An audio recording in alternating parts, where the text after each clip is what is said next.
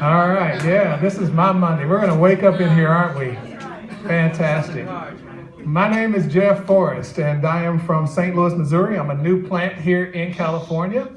I was a college dean. I oversaw 9 programs, and I served in a college that had a very specific situation happen to it. We were 2 miles from the Ferguson crisis. You all heard about that? Okay, that's where a young man got shot to death and his body was left out on the street for 4 hours. And it started a crisis that went across the world. His name was Michael Brown. Him and I went to the same high school. And so we were in the middle of that crisis. And we had a lot of opportunity to try to bring that community together. And it was there that I realized that my life's work was not just about being in the classroom and teaching folks. It was about being in people's lives and reaching folks. And so that's what I'm all about. It's not just about simply giving you some speech and making myself sound intelligent and all of that. It's about making sure you understand that there are people like me who care about people like you and who believe in you, believe in your dreams, and want to do whatever we can to support you and help you succeed. Is that all right? Y'all ready for this? That didn't sound too enthusiastic, but let's just keep it going. You will soon. Let me tell you a little bit about myself. First of all, I'm not a guy who's up here to tell you how to live your life. That's not my job, right? In fact, what you're going to hear in the next few minutes is based on the mistakes that I've made in my life. The message I have for you today was a very expensive message. It came to me by very deep wounds that I encountered in my life. Some I inflicted upon myself, some that were inflicted upon me. But here's the point. I am here to give you some guideposts and some signals on not only how to live a great life, but not to make the mistakes I made. So I want you to understand something about me. Number one, I'm not perfect. I'm broken and I'm flawed and I'm all of that other stuff. Spent time in jail? Check. Never had my father in my life? Check. Grew up in the hood? Check. Did things I had no business doing? Check, check, check, check, check. Nearly flunked out of school? Check. But then I got some other things I want you to check out. 3 master's degrees? Check. Average GPA 3.8? Check. Missionary work all around the world? Check. Speak a couple of languages? Check, including my favorite, which is Espanol, and love Spanish. Love the people of Mexico. Go there every single year. And that's why I love California as well. When I got here, I go, oh, I'm home. Love it here. Love it, love it, love it. And so I had a turnaround in my life, but it came after a lot of mistakes, after a lot of issues, after a lot of stuff. And so this is not the guy who's so perfect, who's going to give you this roadmap and go, oh man, that guy's so perfect. No, this is the guy who messed up a whole bunch and who was able to live long enough to learn from those mistakes and then come back and say, hey, listen, I got a message for you guys. That's where I'm here. That's where I'm coming from, okay? So that's the space I'm coming from. So we're not disconnected. We're very much connected, okay? Because I know the place where you're at because I've been there myself. I've lived it. I've been there, done that, got the t-shirt and all of that. Got it? Cool. Let's keep it going. Listen up. What I want to cover with you today deals with a very important question. In fact, it is the most important question that you can ever ask yourself. And I want to see if you know the answer to it. And that question is, who are you? And if you know the answer, you can raise your hand, stand up, or give, okay, who are you? Okay, who are you? Anybody else? Steven? Who are you? In the back, who are you? Anybody? Isn't it interesting? The most important question you can ever ask yourself is the question that no one knows the answer to. I've been asking this question to classrooms around the country for nearly 20 years. And do you know I've never had a student get it right? Who are you? Yes. Obi, is it? Kobe. Kobe, forgive me. As in number 24? Yes, sir. Oh, okay. What's up, Kobe? Who are you? Kobe. Okay. I'm going to give it to one more because we got to move on. I'm an optimist. You're an optimist. Cool. Okay. That's getting close. That's getting warm. So let's go ahead and answer the question. You are, and I am, the sum total of the choices we've made. You are a walking, living, breathing consequence. You are the choices. You're the consequence of the choices that you have made with your life. Now you say, oh, wow, you man, that sounds smart. You made that up. No, that came from a guy who lived 600 years before Jesus Christ. His name was Aristotle. We are the consequences of the choices that we have made. That is who you are. You and I are a living, breathing, walking, talking consequence. And here's the deal. You get to make the choices in your life, but you don't get to choose the consequences. And so if you look in the mirror and you don't like the person you see staring back at you, or you want to change or improve the person who's looking back at you, guess what you need to change first? What do you need to change? Your actions. Bingo. Which begins with what? Your Attitude. Your attitude and your choices, right? So you said actions? Cool. How about a College of the Canyons polo shirt? It's for him. So you want to change your choices. So I'm going to help you understand what's a good choice and a bad choice. And you only need to know one of them to understand what the other one looks like. So I'm going to give you a good choice. How, if you're looking at a situation, you're making a decision, what constitutes or what is defined as a good choice? And then we're going to talk about confidence, how to get it and how to keep it, because you need that as well. A good choice is one that will help you grow spiritually, financially, in your relationships, and in your health. That's a good choice. A good choice. If you are making a decision and you want, man, is this the right thing? You should use that as your criteria for determining if it's a good choice or a bad choice. If it will help you grow financially, if it will help you grow in your health, your relationships, and spiritually, that is a good choice. If it does not do that, guess what? It's a bad choice. It's a bad choice. And so when you're making choices, understand that good choices lead to good consequences. And good consequences lead to good outcomes for your life. Which brings us to the main point that I want to discuss with you today, and that is how to discover the winner in you. And to discover the winner in you, you have to have confidence. And where does confidence come from? Listen carefully. Confidence comes from making good choices. When you make one good choice, guess what? That makes you feel good. Then you make another good choice. That makes you feel good. Make another good choice. Makes you feel good. How many of you wanted to stay in this morning? You just wanted to stay in bed. You heard the alarm clock and you just hit it and you wanted to smack it upside the head, right? Y'all remember that, right? This morning, man, I don't feel like going to school. But you came to school anyway, right?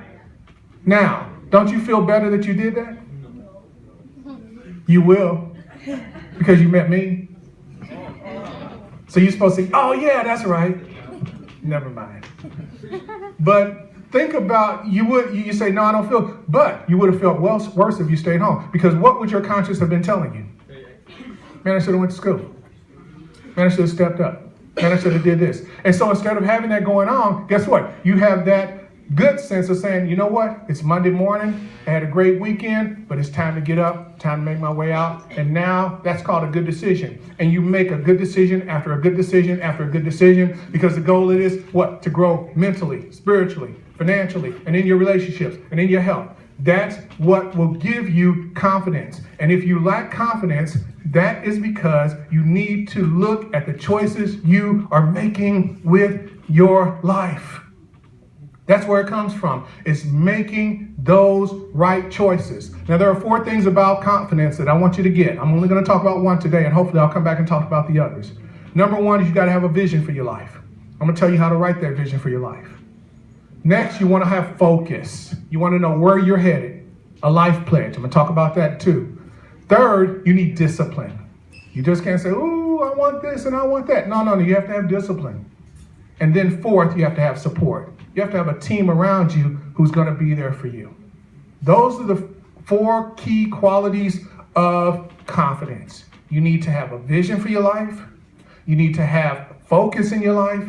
You need to have discipline in your life. And you need to have support in your life. And it all starts again with you making those right choices, with you making those healthy choices. So let's talk about the first one, and that is vision. How many of you written a vision for your life? Raise your hand.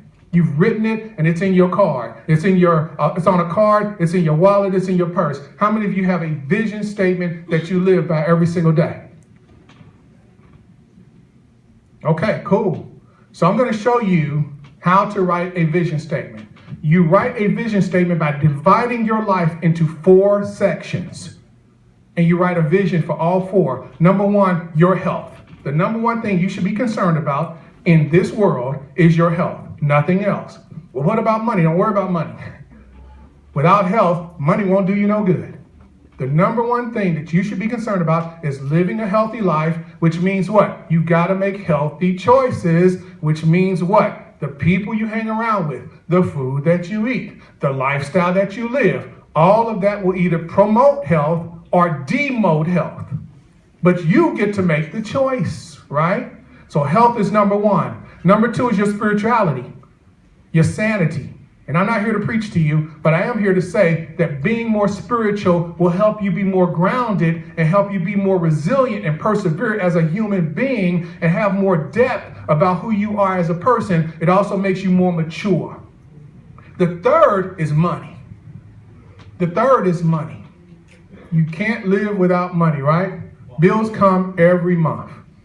And then the fourth is relationships. Now, as you go through life, those will change in terms of their rank. So at some point, relationships will move up over money, or spirituality may shift, or something else may shift, if you see what I'm saying. But at the age that you are at, relationships should be last, because the person you should be in love with is yourself right now. You don't need to be in love with nobody else right now but you. Well, that's selfish. This is the time to be selfish. If you're between the age of 15 and 25 and you're not married, I want you to do me a favor. Be selfish. Care about you. Fall in love with you. Take care of you. Handle you. You don't need to do for nobody else but you right now. And that's okay. You know why? Because if you can't take care of you, how can you take care of somebody else? So why not take care of you first? Why not look after you first? And so number 1, that's why relationships is number 4 for you. You don't need to be pursuing no relationship right now. I have 3 children. The youngest one is 21, senior in college. And one is married and 2 are not, and they ain't thinking about it. You know why? Because they're doing their own thing. They're just out there doing their own thing. And that's a good thing.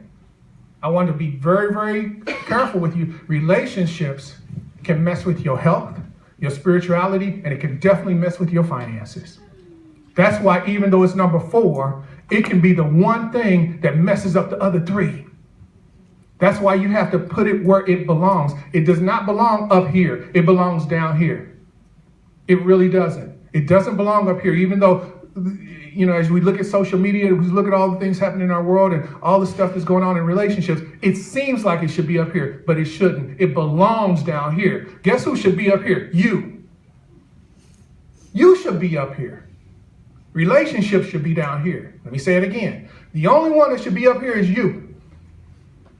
Relationships should be down here. So are we good with that? So let's talk about this vision statement. You should have a vision statement for your health. What would that look like? Who can tell me? What would that look like? Who can tell me what a vision statement for their health would be? See how difficult this is? Yeah. See, because I'm asking you to think deeply about the life you live and the life you want to live. And we don't do that a lot, do we? We don't have this conversation with ourselves that much. We have conversations like, we going to Starbucks? I don't know. You want to go to Starbucks? I don't know. What we going to get at Starbucks? I don't know. You want a frappuccino? I don't know. You want it cold or hot? I don't know. We do that all day. But we don't ask the big question. What does your health situation look like? So let me give you the vision statement for Jeff Forrest, my vision statement for my health. I want to be healthy enough to continue to make a difference in the lives of people for as long as I'm on the planet. That's it. It's very generic, very open. I don't want to run a marathon. I hate running. I don't need to run a marathon. I don't need to climb Mount Kilimanjaro. I don't need to do none of that. I just want to be healthy enough to come out and speak with y'all. I want to be healthy enough to do my work among the orphanages in Mexico and in Haiti. I want to continue to just do the things that I want to do, have my mind healthy so I can continue to learn my Spanish, my Italian, my French, just work on that, be healthy enough to write my music, to do the things I love to do. That's my health mission. That's my health vision for my life. You should have a vision for yours. See it? It's just that simple. Now, to do that, I have to really, really be on guard to make sure that I do not allow other people to make those choices for me. From the food that I eat, to the amount of sleep I get, to the kind of people I hang out with. So I'll tell you a little bit about myself, one quick thing. When I set foot in California about a year and a half ago, I was 90 pounds bigger than I am today. I've lost 90 pounds in 12 months. Because the doctor, when he took my blood pressure, said, "Have you had a stroke?" Because it was 202 over 164. And some of you who are over 30 go, "Whoa, why are you still living?" You're right, I should have been dead. And he looked at me and said, you're on your way out. Just keep eating and living the way you do, and you will be dead. I had everything. Diabetes, you name it, I had it. High cholesterol, you name it, I had it. Heart problems, heart palpitations, you name it, I had it. Heart stops would just stop on a boom, boom. And I just had to slump down, had it all. Just went to get my full checkup. They said, "We've never seen a checkup like this for a 58-year-old black man. You have no high blood pressure. You have no diabetes. You have no high cholesterol. You have nothing. It's gone." But I had to have a vision. That's why I'm giving away these shirts. These are my shirts. I was a XXX, 3X. I'm a medium. I've gone through 6 belts. This is my 6th belt because all my belts are too big and my pants would fall. And I'm about to get out. I got one left on this one. I bought this one last month. I'm about to wear this one out because I've lost another 10 pounds. I am my high school weight in my senior year in high school 40 years ago today. That's what I am. No. You don't have to clap. But understand something. Those are choices. That's all it is. It's nothing but choices. And I am no better than you or none of this. I'm not here to sell you a protein shake. I'm just here to tell you, you got to make the choice every single day. So that when you decide what you want to look like, what you want to be like, that's a series of choices. So when I went out, I only wanted to lose 40 pounds.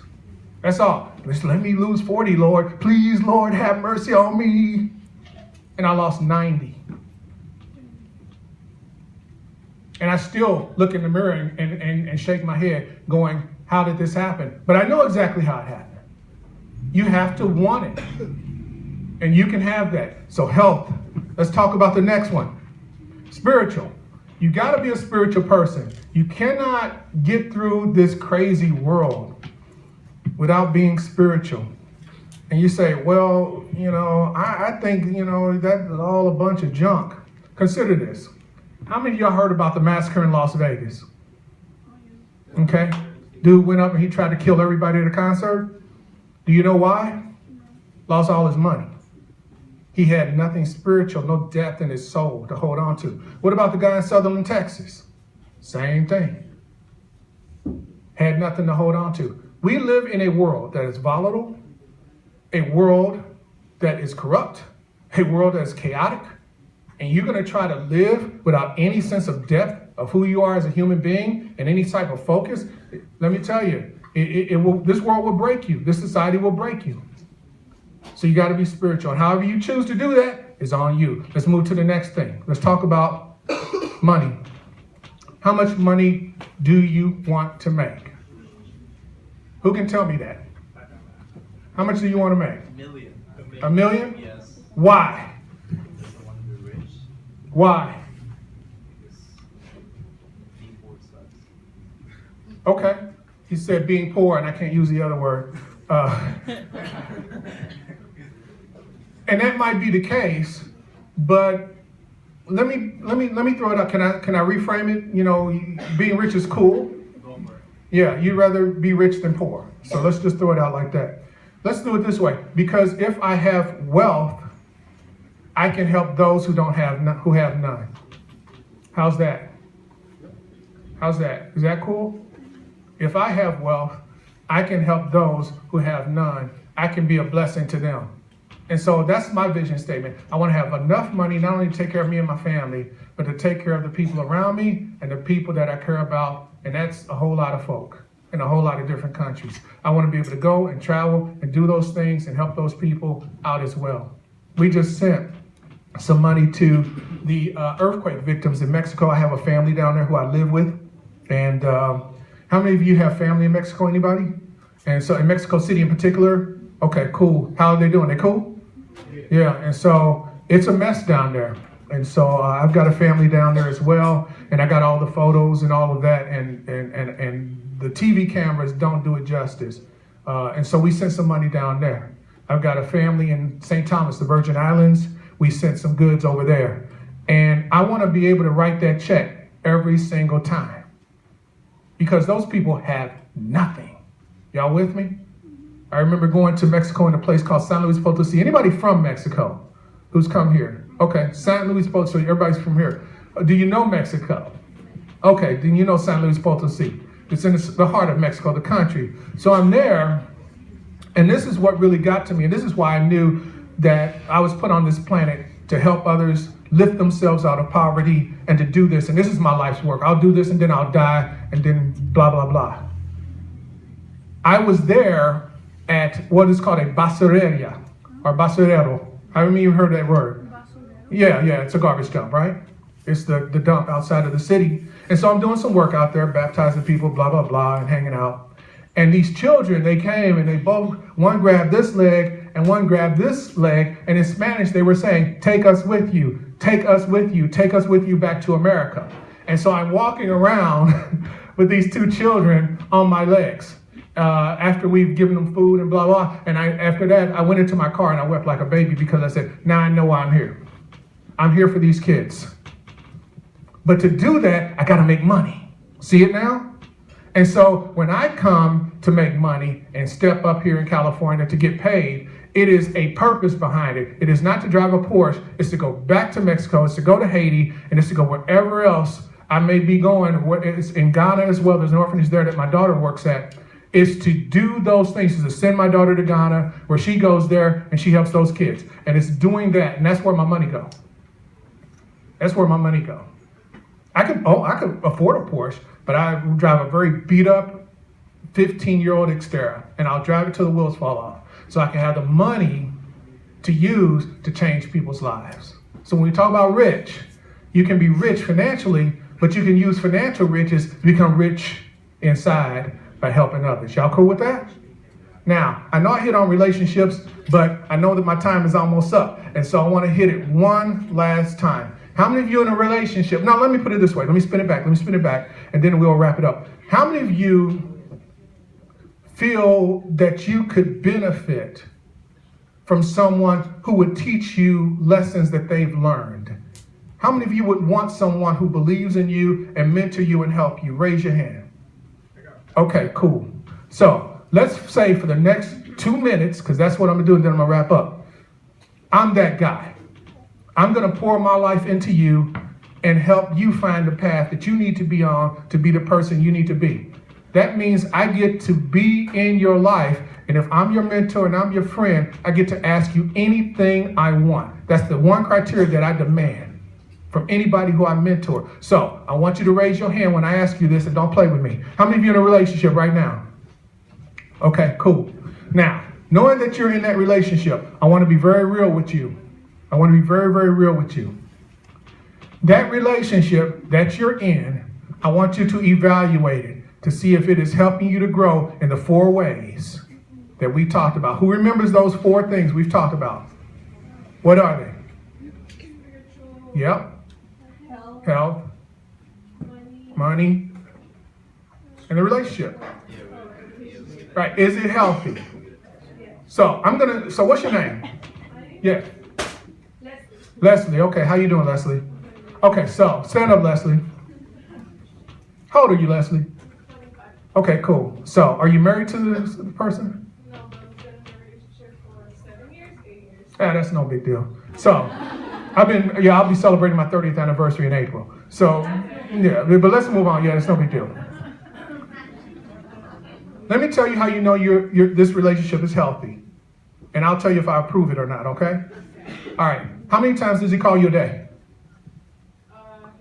He doesn't have a phone right now, but... Cool. That's good. Okay, so that's check. No, that's check. That's good. Okay, let's move to the next one. I like that. Because if you said 10, I said tell him to cut it down to 5. All right. Number 2, is he working? Okay. Number 3, is he getting an education? Yes or no? No. Okay. Number 4, is he supporting you in getting an education? Number 5, is he committed to making sure that you have a roof over your head and your needs are met? Okay. Number 6, is he faithful? Okay. So no. You don't get to take it back. So we got to work that. That's a problem. No, I really think he is. But, I mean, I know... Oh, no. Okay. So you could answer. Think about it, Leslie. You were able to answer all of them. Boom, boom, boom, boom. And that's it. Is he faithful? Yes.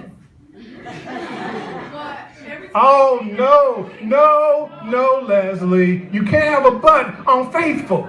You're either faithful or you not. Is he a player or is he real?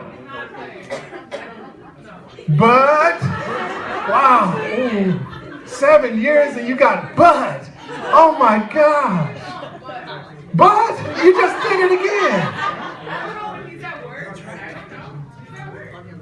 You've been with him 7 years. 7 long, we can almost count that in dog years. Okay, we'll talk later. There should be no doubt on any of those questions. And if there is, you better find out what the real answer is, right? Because the number one person that matters right now in Leslie's life is Leslie. So here's some advice I'm going to give you, but watch this. It's for everybody in this room. There are 3 things I want you to demand out of your relationship if you're in one. If you're in one, raise your hand. Don't be afraid. Nobody's going to pick on you. Okay, these are 3 things I want you to demand. Number 1, that person has to be committed to growing financially and spiritually, professionally, and in health. You got to demand that. And if he's not, quit him, fire him or her. More fish in the sea. 7 billion people on the planet. You'll find somebody. Fire them. Fire them. Fire them today. Okay? If you need me to teach you to fire them, if you need some game, I got game. I got game. Fellas, I got game if you need game. Hey, listen, I know you've been there for me, and I will always be friends, but I'm going this way and you're going that, and I wish you well. You're fired. The second thing that you should demand is this, that they be honest. And the third thing that you should demand that's very, very important, they should believe in you. And if none of those 3, and you got to have all 3, you can't have 2 out of 3, you can't go, yeah, but it's got to be your own or all in or all out. Y'all cool with that? Now, as we look at this, what did we learn today? Number 1, we learned that choices lead to consequences, right? But to have confidence, you got to make the right choices. To make the right choices, it's about growing in your health, your finances, spiritually, and in your relationships. And then you got to manage that based on a vision for your life. So folks, thank you so much for having me. I'm here. Hope to see you again soon. Thank you. God bless y'all. Have a great day. Melody? Wow, wasn't he a good speaker? Thank you so much. Let's give him one more.